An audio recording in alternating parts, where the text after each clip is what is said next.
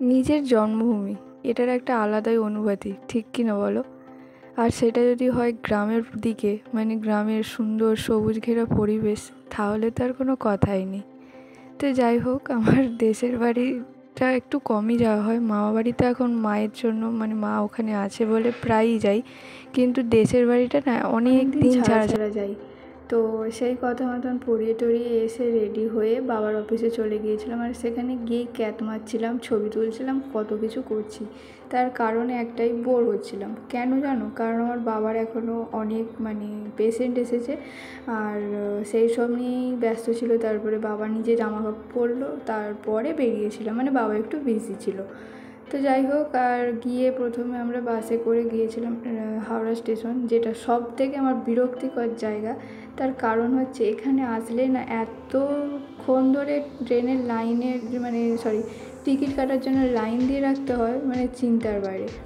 তো যাই হোক, দেখো, যেই কথাটার জন্য আমি গ্রামকে এত ভালোবাসি বলছিলাম প্রথমে, সেটা হচ্ছে এই যে সুন্দর সুন্দর ভিউগুলো, এগুলো না সত্যি কথা বলতে ভিডিও বা ক্যামেরার দ্বারা না কখনোই বোঝানো যায় না।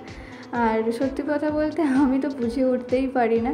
তার কারণ আমি খুবই এই ব্যাপারটাকে নিয়ে, গ্রাম আর আমার জন্মভূমি নিয়ে খুবই ইমোশনাল।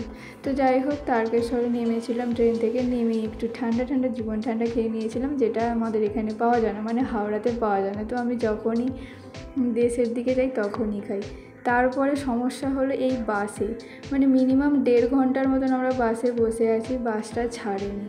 তো তারপরে ফাইনালি বাসটা ছেড়েছিল। বাস ছেড়ে দিতে যে এত আরাম হলো, কারণ এক তো গরম, তার উপরে এই ঘন্টার পর ঘন্টা বাসে বসে থাকতে ভাই আমার ভালো লাগে না।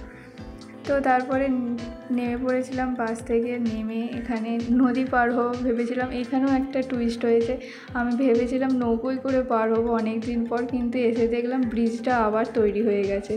এই ব্রিজটা আগে আমাদের ছিল না, আগে আমরা নৌকোতেই যাতায়াত করতাম। এখন এই কিছুদিন হলো এই ব্রিজটা না হয়েছে। আমাদের দেশের বাড়ি যেখানে নেমেছিলাম সেটা হচ্ছে গড়েঘাট থেকে আমাদের গ্রামে যাবো আর কি, রামগড়। তো সেখানে যাওয়ার জন্যে এই ব্রিজটা করেছে। তো যাই হোক, ব্রিজটা হয়ে গেছে, একদিক দিয়ে ভালোই হয়েছে। অনেক দিন এই ব্রিজটাতেও কখনো চাপিনি আর কি, এইভাবে যাইনি আমাদের নিজেদের ব্রিজে আর কি। তো সেটা নিয়েও মজা হচ্ছিলো। যাই হোক, সব কিছু মিলিয়ে মোটামুটি বাড়ি পৌঁছে গিয়েছিলাম। বাড়ি ফিরেই ফ্রেশ ট্রেশ হয়ে গেলাম চপ নিয়ে বা ছোটদা ভাইদের ঘরে, ছোটকাদের সাথে একটু আড্ডা মারবো এরকম আর কি ব্যাপার। তো গিয়ে ছোটকাকে খুঁজে পাচ্ছিলাম না, তারপর দেখলাম এই অন্ধকারে বসে বসে ফোন ঘাঁটছে, আর একটা ভাইও ছিল। তারপরে তেলে ভাজা দিয়ে ভাবলাম একটু মুড়ি খাবো, তো ওরা কেউ খাচ্ছিল না, সেই জন্য আমি কাকিমাকে বললাম, তো তুমি মাখিয়ে দাও, আমি একটু খেয়ে নিই। তো কাকিমা মুড়ি মেখে দিয়েছিলো, সেটা খেলাম। আর তারপরে খেতে খেতে ছোটকা আর বরকাদা দুজনে মিলে আমাকে গিফট দিল আমার বার্থডে, যেটা দেখে তো আমি খুবই খুশি হয়ে গেছিলাম। তো থ্যাংক ইউ ছোটকা আর বরকাদা। আর ও খুব লজ্জা পাচ্ছিল ব্লগে ওকে নিলে, ওরা কী যে সমস্যা ওদের জানি না। তো এই দুটো ছিল আইশ্যাডো প্যালেট। তো যাই হোক, পরে কোনো দিন কোনো ভিডিওতে ভালো করে দেখাবো, আর আশা করি এখানেও তোমরা দেখতে হবে, মোটামুটি বুঝতেই পারবে যে ভিডিওটা দেখে। তো যাই হোক, আজকের মিনি ব্লগটা এতটাই, কেমন হলো জানিও, টাটা। আর হ্যাঁ, প্লিজ সাবস্ক্রাইব করো।